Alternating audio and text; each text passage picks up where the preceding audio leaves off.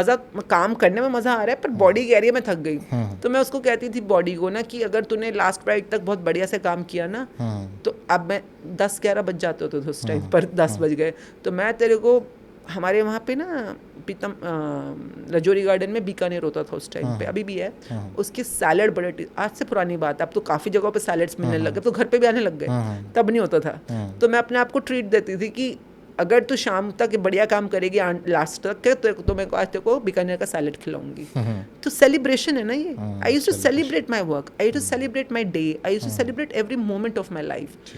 And the more you are celebrating, इस book में एक बहुत प्यारा एक प्रैक्टिस है, if you are grateful for something you will be given more of it. अगर आप किसी भी चीज़ के लिए शुक्रगुजार हो, आपको और दिया जाएगा। And if you are not grateful for anything something, even जो है वो भी वापस ले लिया जाएगा।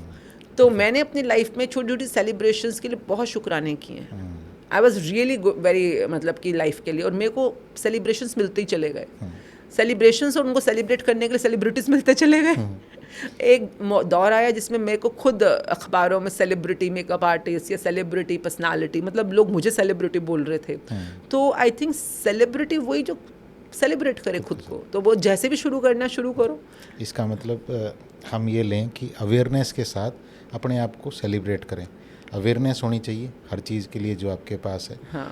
मेरे पास अभी मुझे ध्यान आया कि एक बार मैं ऐसे ही मुझे कुछ कैश निकालना था, एटीएम गया मैं, और वहाँ जैसे होता है ना कि भाई 2-3 लोग और घुस गए उसमें, तो मैंने उनको कहा कि भैया एक बार मुझे निकाल लेने दो, फिर तुम कर लेना। लेकिन वो बिल्कुल ऊपर ही खड़े थे उसके एटीएम मशीन के। तो मैंने वहाँ से चुपचाप अपना कार्ड निकाला बिना पैसे निकाले, और मैं चला गया मार्केट।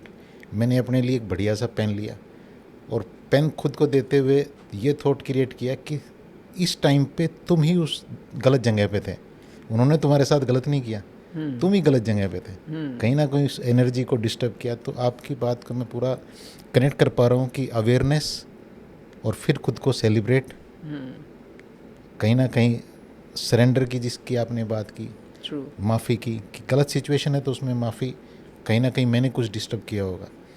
तो उसके बाद फिर एक वो, ये जब भी मुझे याद आती है चीज़, तो अभी भी मुझे याद आई, तो मैं अपने लिए अच्छा फील कर पा रहा हूँ। ट्रू, नहीं बहुत बढ़िया। एंड लाइफ की यही लर्निंग और प्रैक्टिसेस होती हैं जो आपको और आगे तक ले जाती हैं। राइट। एंड जो आगे सीख लेता है वो आगे बढ़ भी जाता है।